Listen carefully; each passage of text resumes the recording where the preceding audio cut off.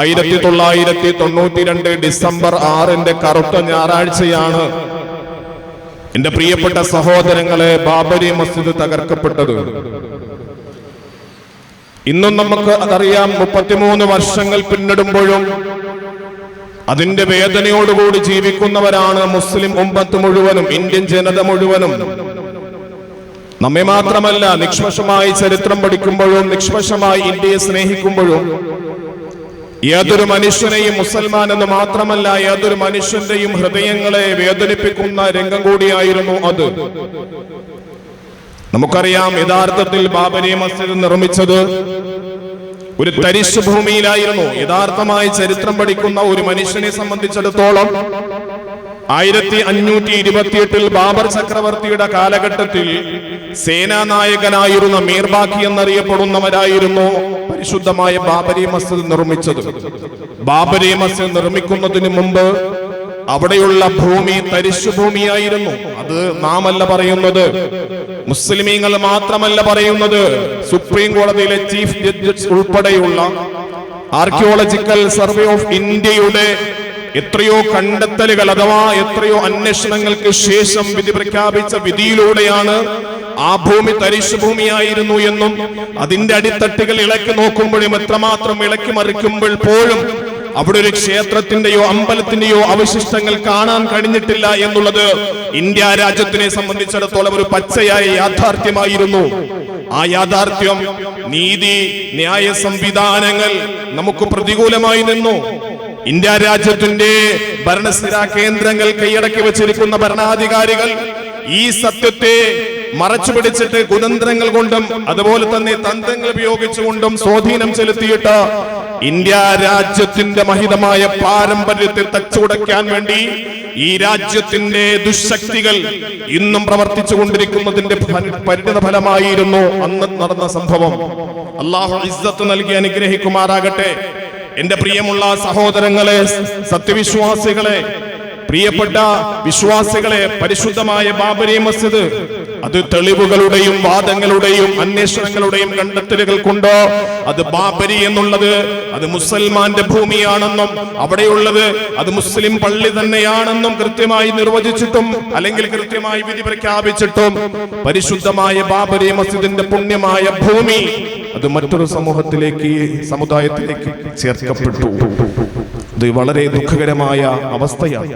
നമുക്കറിയാം, ഈ 2 ആഴ്ചകൾക്ക് ഇപ്പുറമായിട്ട് ധ്വജാരോഹണം എന്ന പേരിൽ അറിയപ്പെടുന്ന അയോധ്യയിൽ നടത്തപ്പെടുന്ന 191 മീറ്റർ ഉയരമുള്ള അടിയോളം 191 അടിയോളം ഉയരമുള്ള ഗോപുരത്തിലേക്ക് കാവിക്കൂടി നാട്ടിയിട്ട് ഇന്ത്യയുടെ പ്രധാനമന്ത്രി രാജ്യത്തോട് വിളിച്ചു പറഞ്ഞത്, നൂറ്റാണ്ടുകളായിട്ട് പതിറ്റാണ്ടുകളായിട്ട് വേദനിച്ചിരുന്ന മുറിവേൽക്കപ്പെട്ടിരുന്ന ഒരു സമൂഹത്തിന്റെ മുറിവാണ് ഇവിടെ ഉണക്കപ്പെട്ടത് എന്ന് 2 ആഴ്ചകൾക്ക് ഇപ്പുറം വാർത്തകളിലൂടെയും മാധ്യമങ്ങളിലൂടെയും നാം പരിശോധിച്ചു നോക്കുമ്പോൾ നമുക്ക് കണ്ടെത്താൻ കഴിയും.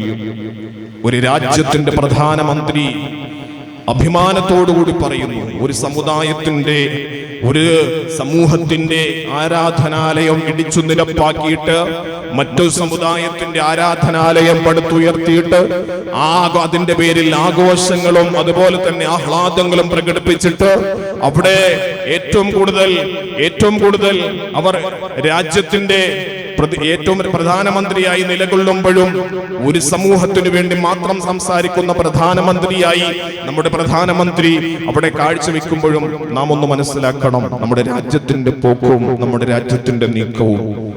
എന്റെ പ്രിയപ്പെട്ട സഹോദരങ്ങളെ, നമ്മുടെ ബാബരി മസ്ജിദ് എങ്ങനെയാണ് നമ്മളിൽ നിന്നും കൈവിട്ടു പോയത്? നാം ഒന്ന് പരിശോധിച്ചു നോക്കണം. കേവലം ബാബരി മസ്ജിദിന്റെ ദിനങ്ങൾ കഴിഞ്ഞില്ലേ ഉസ്താദെ, ഇനി അതിനെക്കുറിച്ചൊക്കെ പറഞ്ഞിട്ട് എന്താ കാര്യമെന്ന് പറയുമ്പോ, പ്രിയപ്പെട്ട സഹോദരങ്ങളെ, ബാബരി മസ്ജിദ് നമ്മിൽ നിന്നും എങ്ങനെയാണ് പിടിച്ചു പറിക്കപ്പെട്ടത്, നമുക്കെങ്ങനെയാണ് നഷ്ടപ്പെട്ടത് എന്നുള്ളത് ആ ചരിത്രം കൃത്യമായി നാം മനസ്സിലാക്കേണ്ടതുണ്ട്. 1949 ഡിസംബർ 16 വെള്ളിയാഴ്ച വരെ ഒന്ന് ശ്രദ്ധിക്കുക. 1949 ഡിസംബർ 16 വെള്ളിയാഴ്ച വരെ കൃത്യമായി ജുമാ നമസ്കാരം നടന്നിരുന്ന പുണ്യഭൂമിയായിരുന്നു ബാബരി മസ്ജിദ്. 1949 ഡിസംബർ 16 വരെയും 1949 ഡിസംബർ 22 ഇശാ നമസ്കാരം വരെയും കൃത്യമായി ജമാഅത്ത് നമസ്കാരം നടന്നിരുന്ന പുണ്യഭൂമിയായിരുന്നു പരിശുദ്ധമായ ബാബരി മസ്ജിദ്. അന്ന് ഇശാ നമസ്കാരം കഴിഞ്ഞ് സ്വാഭാവികമായും എല്ലാ പള്ളികളും പൂട്ടിയിട്ട് പള്ളിയെ സേവനം ചെയ്യുന്ന മുഅദ്ദിൻമാരെ താക്കോലുമായി വീട്ടിലേക്ക് പോകുമ്പോ, അല്ലെങ്കിൽ പള്ളി അടച്ചിട്ട് ഇശാ നമസ്കാരം കഴിഞ്ഞ് വീട്ടിലേക്ക് പോയിട്ട് സുബഹി നമസ്കാരത്തിന് വേണ്ടി സ്വാഭാവികമായും തിരിച്ചു വരാറുണ്ട്. എല്ലാ പള്ളികളിലും അങ്ങനെ തന്നെയാണ്. അതേ പ്രകാരം 1949 ഡിസംബർ 22 ഇശാ നമസ്കാരം കഴിഞ്ഞിട്ട് പള്ളി പൂട്ടിയിട്ട് പള്ളി അടച്ചിട്ട് അവിടുത്തെ മുഅദ്ദിൻ വീട്ടിലേക്ക് കടന്നുപോയിട്ട് തിരിച്ച് സുബഹി നമസ്കാരം കഴിഞ്ഞു വരുമ്പോ, പ്രിയപ്പെട്ടവരെ, അവിടെ ഒരു ജനബാഹുല്യമാണ് കാണാൻ കഴിയുന്നത്. അവിടെ ഒരു ജനബാഹുല്യം കാണാൻ കഴിയുന്നു. ഈ രാജ്യത്തിന്റെ ശത്രു സമൂഹം എന്ന് വിശേഷിപ്പിക്കപ്പെടാൻ പറ്റുന്ന തരത്തിൽ ഒരു കൂട്ടം ആൾക്കാര് അവിടുത്തെ മിഹ്റാബിന്റെ മുമ്പിൽ ശ്രീരാമ വിഗ്രഹം കൊണ്ടുവച്ചിട്ട് അതും സ്വയംഭൂവായാണെന്ന് അവിടെ വാദിക്കുകയാണ് ചെയ്യുന്നത്.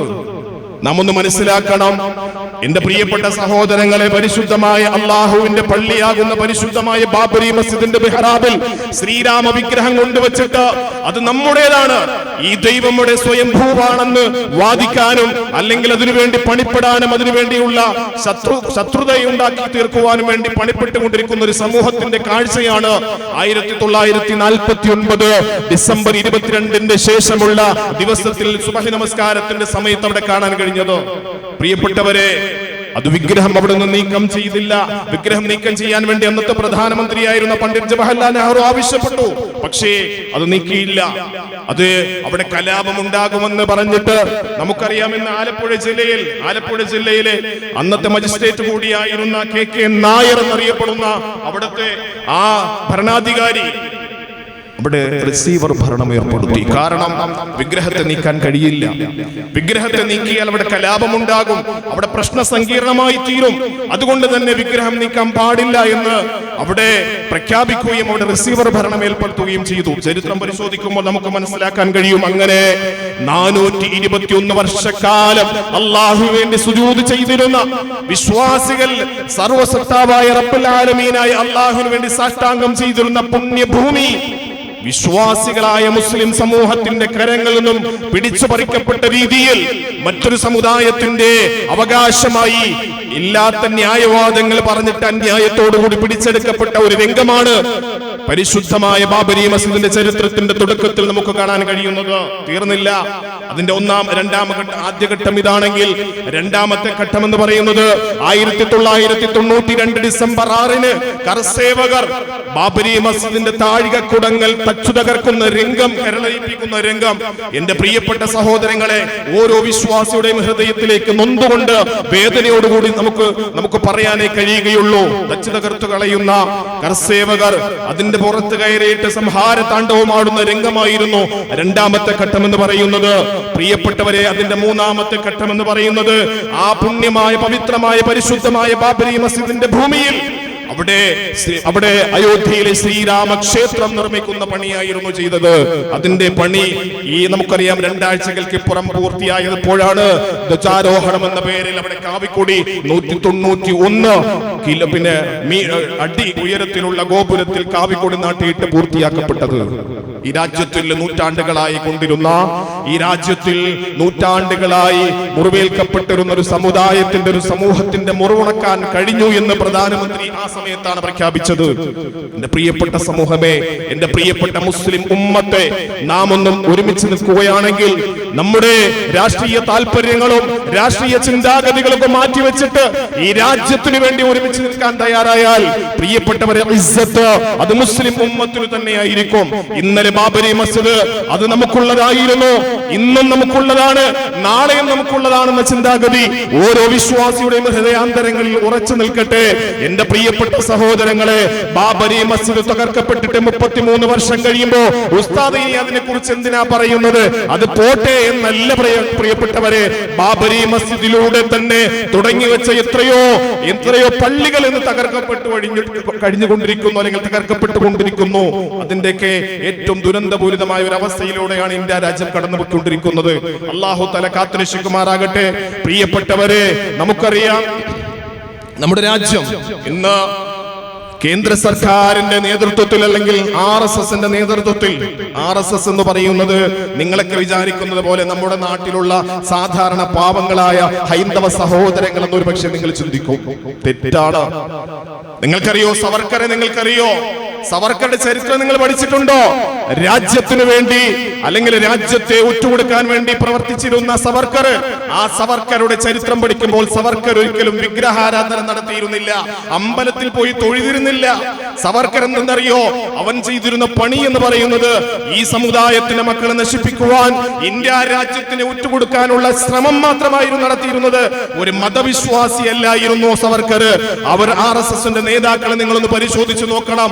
എന്റെ പ്രിയപ്പെട്ട സഹോദരങ്ങളെ, ഇന്ത്യ രാജ്യത്തിന്റെ മഹിതമായ ഒരു പാരമ്പര്യം, ഇന്ത്യ രാജ്യത്തിന്റെ ജനാധിപത്യ സംവിധാനങ്ങൾ, ഇന്ത്യ രാജ്യത്തിന്റെ മതേതരത്വ മൂല്യങ്ങൾ തച്ചു തകർത്തിട്ട് ഈ ഏകാധിപത്യത്തിലും മതാധിപത്യത്തിലും അധിഷ്ഠിതമായ ഒരു രാജ്യത്തെ പുനഃസ്ഥാപിക്കുവാൻ വേണ്ടി, ഈ രാജ്യത്തിനു വേണ്ടി പണിപ്പെടുന്നവരാണ് ഇന്ന് ഇന്ദ്രപ്രസ്ഥത്തിൽ അധികാരത്തിൽ വാഴുന്നത് എന്ന ചരിത്ര സത്യം ഞാനും നിങ്ങളും മറന്നു പോകരുത്.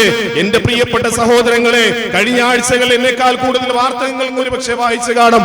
ഡൽഹിയില് 1400 വർഷങ്ങൾ കൊണ്ട് ഹൈന്ദവ സഹോദരങ്ങൾ ആരാധിച്ചിരുന്ന ഒരു അമ്പലത്തെ 1400 വർഷം നാം ഒന്ന് ആലോചിച്ച് നോക്കണം. 1400 വർഷങ്ങൾ കൊണ്ട് പ്രിയപ്പെട്ട ഹൈന്ദവ സഹോദരങ്ങൾ ആരാധന നടത്തിയിരുന്ന ഒരു പുണ്യമായ അമ്പലം RSSന്റെ ആസ്ഥാന മന്ദിരത്തിന് പാർക്കിംഗ് സൗകര്യത്തിനു വേണ്ടി ഇടിച്ചു നിരത്തി എന്നുള്ളത് പച്ചയായ സത്യമാണ് പ്രിയപ്പെട്ടവരെ. അതുകൊണ്ട് ഇന്ത്യ രാജ്യം എന്ന് ഭരിക്കുന്നത് RSS ആണ്. RSSന്റെ ഭരണകീഴത്തിൽ മുസ്ലിം സമൂഹം മാത്രമല്ല ഈ രാജ്യത്തിൽ പീഡനങ്ങൾ അനുഭവിച്ചുകൊണ്ടിരിക്കുന്നത്. ക്രൈസ്തവ സഹോദരങ്ങൾ മാത്രമല്ല പീഡനം അനുഭവിച്ചുകൊണ്ടിരിക്കുന്നത്.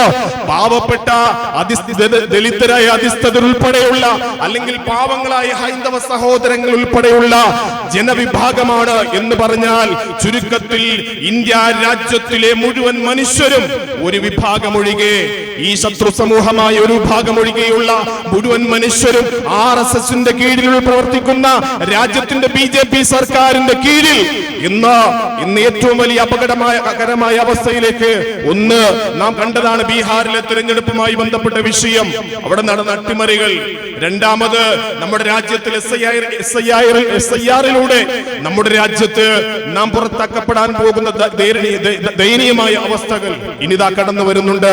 വഖഫ് ബില്ലുമായി ബന്ധപ്പെട്ട്, വഖഫിന്റെ ഉമീദ് പോർട്ടറുമായി ബന്ധപ്പെട്ട വിഷയം, വഖഫിൽ രജിസ്റ്റർ ചെയ്യാൻ കഴിയാത്ത, അല്ലെങ്കിൽ വഖഫ് ഭൂമികൾ, നമ്മുടെയൊക്കെ പള്ളികളുടെയൊക്കെ വഖഫ് ഭൂമികൾ, ഇന്ന് നമുക്ക് എത്രയൊക്കെ വസ്തുക്കളുണ്ടെന്ന് ഓരോ മഹലിനും അറിയാം.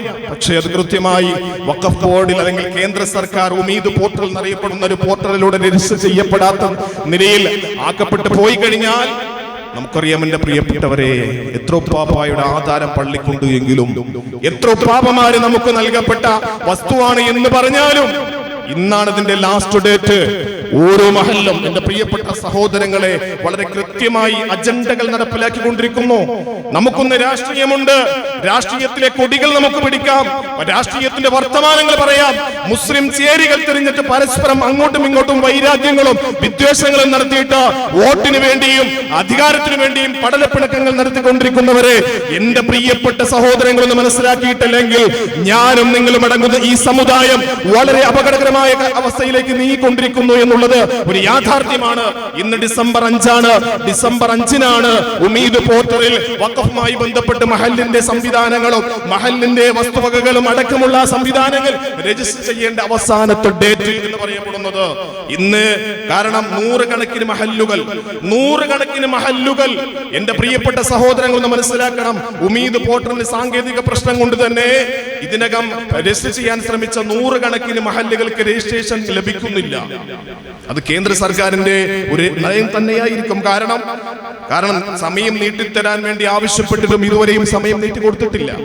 പ്രിയപ്പെട്ടവരെ, അങ്ങനെ ഈ സമുദായത്തിന്റെ വഖഫ് സ്വത്ത് ഭൂമികൾ ഉൾപ്പെടെയുള്ള എല്ലാ പള്ളികൾ ഉൾപ്പെടെയുള്ള എല്ലാം കേന്ദ്ര സർക്കാരിന്റെ അധീനതയിലാക്കിയിട്ട് വഖഫ് കേന്ദ്ര സർക്കാർ കൊണ്ടുവന്നിട്ടുള്ള ഉമീദ് പോർട്ടലിൽ രജിസ്ട്രേഷൻ ചെയ്യാത്ത എല്ലാ വസ്തുവകകളും, നമ്മുടെ ഖബർസ്ഥാനുകളും, നമ്മുടെ മദ്രസകളും, നമ്മുടെ അറബി കോളേജുകളും എന്നു വേണ്ട നമ്മുടെ പള്ളികൾ ഉൾപ്പെടെയുള്ള മുഴുവൻ വസ്തുവകകളുമൊക്കെ SIR-ിലൂടെ നമ്മുടെ രാജ്യത്തിന്റെ വോട്ടവകാശം നമുക്ക് നിഷേധിക്കപ്പെടുന്നത് പോലെ, നമ്മുടെ രാജ്യത്തിന്റെ അവകാശമായ മതസ്വാതന്ത്ര്യം നമുക്ക് നിഷേധിക്കപ്പെടാൻ പോകുന്നത് പോലെ, മതസ്വാതന്ത്ര്യത്തിന്റെ അവകാശമായ പള്ളികളുടെ ഇബാദത്തും ആരാധനകളും, നമുക്ക് അവകാശപ്പെട്ട ആരാധനാ കർമ്മങ്ങൾ നമുക്ക് യഥേഷ്ടം ചെയ്യുവാൻ തടസ്സം നിൽക്കുന്ന തരത്തിലും അതിനുവേണ്ടി അല്ലെങ്കിൽ കൃത്യമായ തടസ്സം നിൽക്കാൻ വേണ്ടിയുള്ള പ്രവർത്തനങ്ങളും നമ്മുടെ വസ്തുവകകളൊക്കെ പിടിച്ചെടുക്കുന്നതിനു വേണ്ടിയുള്ള തന്ത്രമാണ് ഇപ്പോൾ നടത്തിക്കൊണ്ടിരിക്കുന്നത്. അതുകൊണ്ട് ബാബരി എന്നുള്ളത് കേവലം ബാബരി മസ്ജിദ് എന്ന് പറയുന്നത് കൃത്യമായ രേഖയുള്ള ഭൂമിയായിരുന്നു. ബാബരി മസ്ജിദ് തകർക്കപ്പെട്ടു, അത് കൃത്യമായ രേഖയുള്ള ഭൂമിയായിരുന്നു. ആ രേഖയുള്ള ഭൂമി പോലും പ്രിയപ്പെട്ടവരെ നമ്മുടെ ഭൂമിയാണ്. അതിന്റെ അടിത്തട്ടി കിളച്ചു മറിച്ചു നോക്കിയപ്പോ ദൈവത്തിന്റെ അവശിഷ്ടങ്ങളും ദൈവത്തിന്റെ അവയവങ്ങളൊക്കെ ലഭിച്ചു എന്ന തരത്തിൽ പ്രിയപ്പെട്ടവരെ പറഞ്ഞിട്ട് ബാബരി മസ്ജിദ് തകർത്തു. രേഖയുള്ള ഭൂമിയായ ബാബരി മസ്ജിദ് പിന്നെ പറയണോ? നമ്മുടെയൊക്കെ അവസ്ഥ പറയണോ? എത്ര മഹല്ലുകൾക്ക് കൃത്യമായി ഇന്ന് രജിസ്ട്രേഷൻ ചെയ്യാൻ കഴിഞ്ഞിട്ടുണ്ട്? നാം ഒന്ന് മനസ്സിലാക്കണം.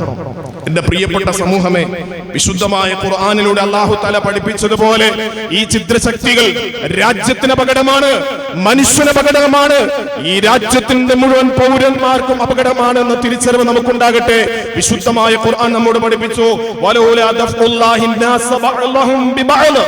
അല്ലാഹു തആല ചില മനുഷ്യന്മാരെ കൊണ്ട് ചില മനുഷ്യന്മാരെ അല്ലാഹു തടഞ്ഞു നിർത്തിയിട്ടില്ല എങ്കിൽ, എന്റെ പ്രിയപ്പെട്ട സഹോദരങ്ങളെ, എനിക്കും നിങ്ങൾക്കും പല പാർട്ടികളുണ്ടാകും, രാഷ്ട്രീയമുണ്ടാകും, തെരഞ്ഞെടുപ്പൊക്കെ കടന്നു വരുന്നു. ഞാൻ ആർക്ക് വോട്ട് ചെയ്യണമെന്ന് ഞാൻ പറയുന്നില്ല, ഞാനൊരു പള്ളിയുടെ ഇമാമാണ്.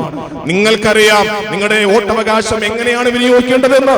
വോട്ടവകാശത്തെ കുറിച്ച് പറഞ്ഞു തരേണ്ട ധാരണ അത് എന്നേക്കാൾ കൂടുതൽ നിങ്ങൾക്കുണ്ട്.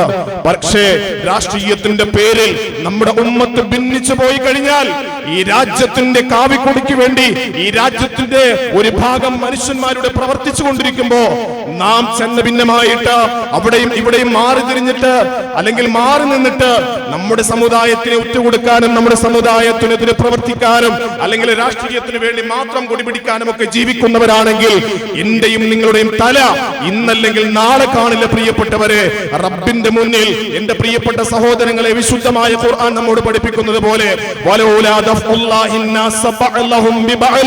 അല്ലാഹു തആല ചില മനുഷ്യന്മാരെ കൊണ്ട് ചില മനുഷ്യന്മാരെ അല്ലാഹു തആല തടഞ്ഞിട്ടില്ല എങ്കിൽ അവിടെയുള്ള പുരോഹിതന്മാരുടെ മഠങ്ങളൊക്കെ ആ ശുദ്രശക്തികൾ തകർക്കും.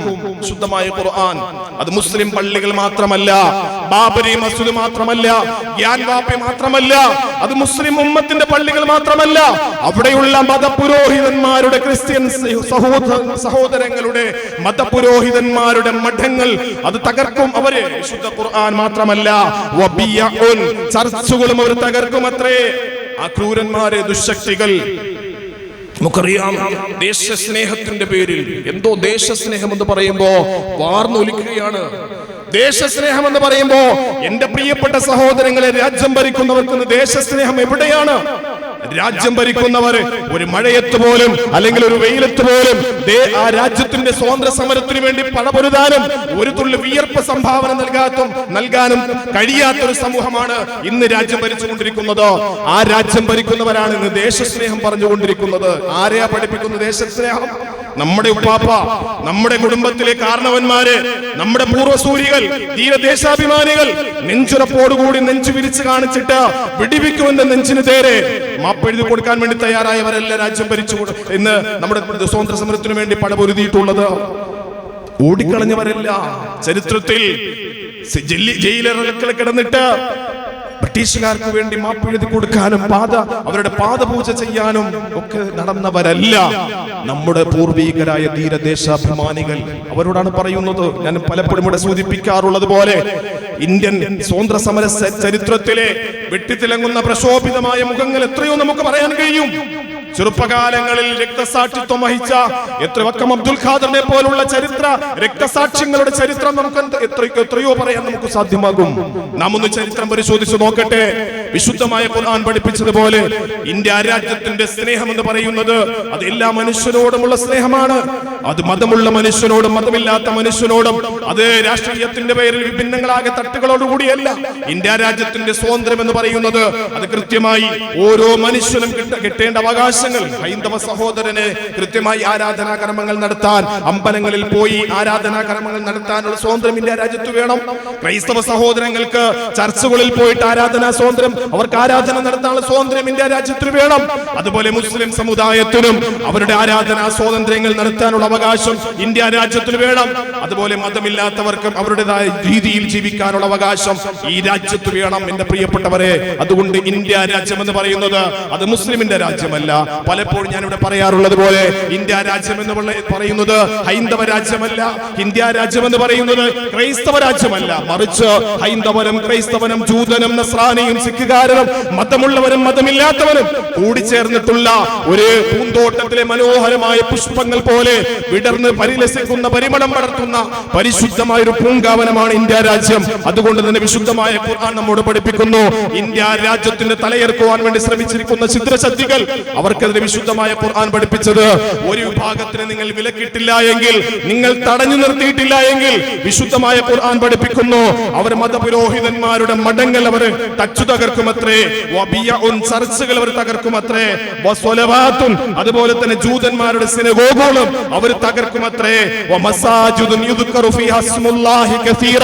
അല്ലാഹുവിനെ അധികമായി സ്മരിച്ചുകൊണ്ടിരിക്കുന്ന പരിശുദ്ധമായ പള്ളികളും അവർ തകർത്തുകൊണ്ടിരിക്കുമെന്ന് വിശുദ്ധമായ ഖുർആൻ പഠിപ്പിക്കുമ്പോ എന്റെ പ്രിയപ്പെട്ട സഹോദരങ്ങളെ, രാഷ്ട്രീയത്തിലേക്ക് അലപ്പുറം നമ്മുടെ രാജ്യത്തിന്റെ ഒരുമയാണ് നമുക്ക് വേണ്ടത്, നമ്മുടെ രാജ്യത്തിന്റെ പെരുമയാണ് നമുക്ക് വേണ്ടത്, സാഹോദര്യമാണ് നമുക്ക് വേണ്ടത്.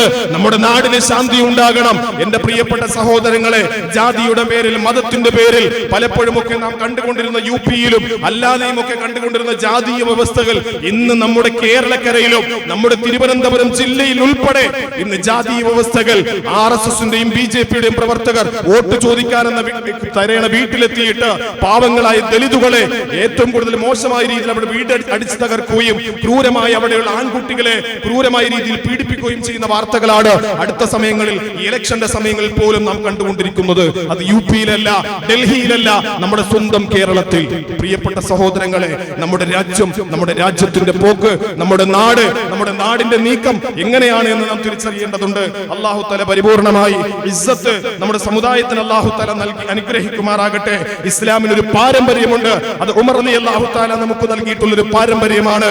എന്റെ പ്രിയപ്പെട്ട സഹോദരങ്ങളെ ഒന്ന് മനസ്സിലാക്കട്ടെ, അംർ ഇബ്നു ആസ് റളിയല്ലാഹു തആല അൻഹു ഗവർണറായി ഭരിച്ചുകൊണ്ടിരിക്കുന്ന സമയത്ത് ഫലസ്തീനിലേക്ക് മഹാനായ ഉമർ ബിൻ ഖത്താബ് റളിയല്ലാഹു തആല അൻഹു കടന്നുപോയി. മഹാനായ ഉമർ റളിയല്ലാഹു തആല അൻഹു ഫലസ്തീനിലേക്ക് കടന്നു ചെന്നപ്പോ ഫലസ്തീനിൽ ഉണ്ടായിരുന്ന പുരോഹിതന്മാർ, ക്രിസ്ത്യാനികൾ മഹാനായ ഉമർ ബിൻ ഖത്താബ് റളിയല്ലാഹു തആല അൻഹുവിനെ സ്വീകരിച്ചു, പള്ളിക്കകത്തേക്ക് ഇരുത്തി, ചർച്ചിൽ കയറ്റിയിരുത്തി. മഹാനായ ഉമർ ബിൻ ഖത്താബ് റളിയല്ലാഹു തആല അൻഹു അവരുമായി സംവദിച്ചു. നമസ്കാരത്തിന്റെ സമയമായപ്പോ, പ്രിയപ്പെട്ട സഹോദരങ്ങളെ, നമസ്കാരത്തിന് സമയമായപ്പോ മഹാനായ ഉമർ ബിൻ ഖത്താബ് റളിയല്ലാഹു തആല അൻഹു സ്ഥലം അന്വേഷിക്കാൻ വേണ്ടി ശ്രമിച്ചപ്പോ അവിടെയുള്ള പുരോഹിതന്മാർ പറഞ്ഞു, ചർച്ചിലുള്ള പുരോഹിതന്മാർ പറഞ്ഞു, അല്ല ഉമറേ, താങ്കൾക്ക് ഈ പള്ളിക്കകത്ത് നമസ്കരിക്കാം, ഈ ചർച്ചിന്റെ അകത്ത് നമസ്കരിക്കാം. മഹാനായ ഉമർ ബിൻ ഖത്താബ് റളിയല്ലാഹു തആല അൻഹു എന്ത് കാണിച്ചെന്നറിയോ? അവിടെയാണ് ഇസ്ലാമിന്റെ മാതൃക എന്ന് പറയുന്നത്. മഹാനായ ഉമർ റളിയല്ലാഹു തആല അൻഹു പള്ളിക്കകത്ത്, ക്രിസ്ത്യൻ ചർച്ചിന്റെ അകത്ത് നമസ്കരിച്ചില്ല. അത് അശുദ്ധമായതിന്റെ പേരിലല്ല, അത് അശുദ്ധമായതിന്റെ പേരിലല്ല. മഹാനായ ഉമർ ബിൻ ഖത്താബ് റളിയല്ലാഹു തആല അൻഹു എന്താ പറഞ്ഞെന്നറിയോ പ്രിയപ്പെട്ട സഹോദരങ്ങളെ? മഹാനായ ഉമർ ബിൻ ഖത്താബ് റളിയല്ലാഹു തആല അൻഹു ആ സ്റ്റെപ്പിലേക്ക്, ഈ ചർച്ചിന്റെ സ്റ്റെപ്പിലേക്ക് വന്നിട്ട് അവിടെ നമസ്കരിച്ചു. എന്നിട്ട് മഹാനായ ഉമർ ബിൻ ഖത്താബ് റളിയല്ലാഹു തആല അൻഹു ഒരു പ്രഖ്യാപനം നടത്തി, ലൗ സല്ലൈതു ദാഖിലൽ കനീസതി അഖദഹൽ മുസ്ലിമൂന ബഅദി സുന്ന. മഹാനായ ഉമർ ബിൻ ഖത്താബ് റളിയല്ലാഹു തആല അൻഹു പറഞ്ഞു, ലൗ സല്ലൈത ദാഖിലൽ കനീസ, ഈ ചർച്ചിന്റെ അകത്ത് ഞാൻ നമസ്കരിച്ചു പോയാൽ, ഈ ചർച്ചിന്റെ അകത്ത് ഞാൻ നമസ്കരിച്ചു പോയാൽ, അഖദഹൽ മുസ്ലിമൂന ബഅദി സുന്ന, എന്റെ കാലശേഷം മുസ്ലിമീങ്ങൾ കടന്നു വന്നിട്ട് ആ പള്ളിക്ക് അവകാശവാദവുമായി കടന്നു വരും. കടന്നു വന്നിട്ട് പറയും, ഇവിടെ ഉമർ നമസ്കരിച്ച പള്ളിയാണ്, ഇവിടെ ഉമർ നമസ്കരിച്ച പള്ളിയാണ്, അത് ഞങ്ങൾക്ക് വേണം, അതുകൊണ്ട് ഉമർ പറയുകയാണ്, ഈ പള്ളിക്കകത്ത് ഞാൻ നമസ്കരിച്ചു പോയാൽ അവകാശവാദവുമായി ഒരു പക്ഷേ മുസ്ലിമീങ്ങൾ കടന്നു വന്നാൽ അത് ഉമറിന്റെ സുന്നത്താണ്, ഞങ്ങളും കൂടെ ഇവിടെ നമസ്കരിക്കട്ടെ എന്ന് പറഞ്ഞ് എന്റെ സമൂഹം കടന്നു വരും എന്ന് മഹാനെ ഉമർ റളിയല്ലാഹു തആല അൻഹു പറയുന്നു. എന്നിട്ട് പറഞ്ഞു വഖാലു ഹുന്ന സ്വല്ല ഉമർ, അതുകൊണ്ടാണ് ഉമർ ഈ സ്റ്റെപ്പിൽ നമസ്കരിച്ചത് എന്ന് പറഞ്ഞ് പരിശുദ്ധമായ പാരമ്പര്യത്തിന്റെ ഉടമകളാണ് ഈ മുസ്ലിം സമുദായത്തിന്. ഒരു അമ്പലവും ആവശ്യമില്ല, ഈ മുസ്ലിം സമുദായത്തിന് ഒരു ക്ഷേത്രത്തിന്റെ ഒരു തരി മണ്ണും ആവശ്യമില്ല. ഈ സമുദായത്തിന്റെ ജീവിതം എന്ന് പറയുന്നത് പച്ച പരിശുദ്ധമാണ്. ഒരു തരി മണ്ണ് പോലും, ഒരു തരി വാക്ക് പോലും അന്യ സമുദായക്കാരെയും അന്യ മതക്കാരെയും പറയരുതെന്ന് പഠിപ്പിച്ച പാരമ്പര്യത്തിന്റെ ഉടമകളാണ് പ്രിയപ്പെട്ടവരെ.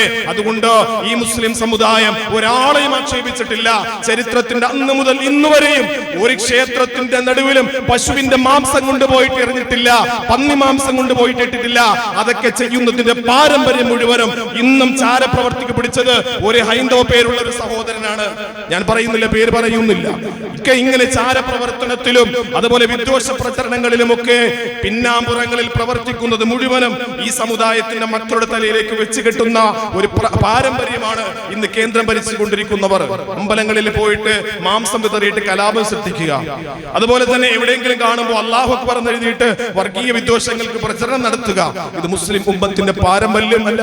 അന്ന് മുതൽ ഇന്ന് വരെയും എന്റെ പ്രിയപ്പെട്ട സഹോദരങ്ങളെ, മുസ്ലിം ഉമ്മത്തിലെ ഒരാൾ പോലും ഇത്ര വൃത്തികെട്ട പണി ചെയ്തിട്ടില്ല. അവരല്ലാതെ ഈ പണി ചെയ്യുകയുമില്ല. ആ ശത്രു സമൂഹമല്ലാതെ ഈ പണി ചെയ്യുകയുമില്ല. അതുകൊണ്ട് വളരെ കരുതിയിരിക്കുക.